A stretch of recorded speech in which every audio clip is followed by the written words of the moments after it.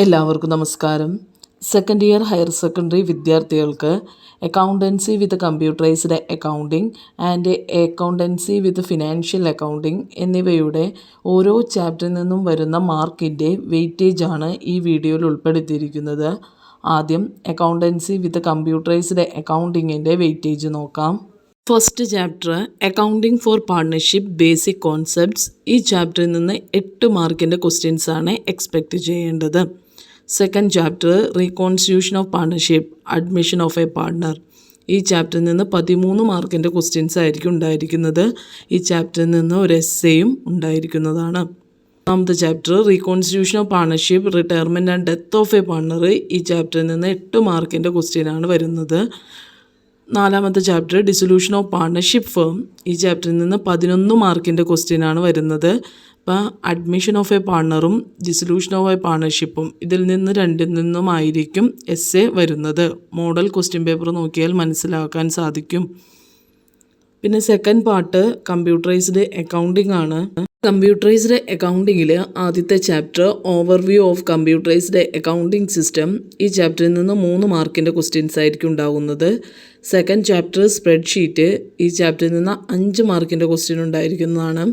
മൂന്നാമത്തെ chapter use of spreadsheet in business applications. ഈ ചാപ്റ്ററിൽ നിന്ന് 2 മാർക്കും.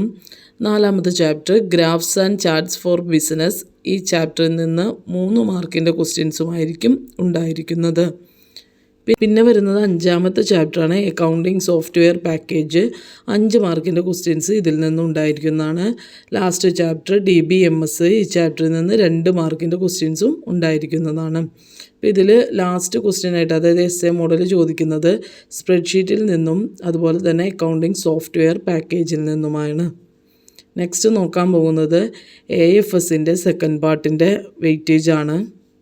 AFSൻ്റെ first chapter accounting for share ക്യാപിറ്റലാണ്.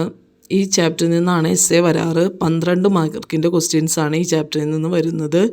Second chapter issue and redemption of debentures. ഈ ചാപ്റ്ററിൽ നിന്ന് 6 മാർക്കിൻ്റെ ക്വസ്റ്റ്യൻസ് ഉണ്ടായിരിക്കുന്നതാണ്. Third chapter financial statements of company. ഈ ചാപ്റ്ററിൽ നിന്ന് 3 മാർക്കിൻ്റെ ക്വസ്റ്റ്യൻസ് ഉണ്ടായിരിക്കും. നാലാമത്തെ chapter analysis of financial statements. ഈ ചാപ്റ്ററിൽ നിന്ന് 6 മാർക്കിൻ്റെ ക്വസ്റ്റ്യൻസ് ഉണ്ടായിരിക്കുന്നതാണ്. അഞ്ചാമത്തെ ചാപ്റ്റർ അക്കൗണ്ടിംഗ് റേഷ്യോസ്. ഈ ചാപ്റ്ററിൽ നിന്ന് 8 മാർക്കിൻ്റെ ക്വസ്റ്റ്യൻസ് ഉണ്ടായിരിക്കുന്നതാണ്. Last chapter cash flow statement. ഇതിൽ നിന്ന് 5 മാർക്കിൻ്റെ ക്വസ്റ്റ്യൻസും ഉണ്ടായിരിക്കുന്നതാണ്.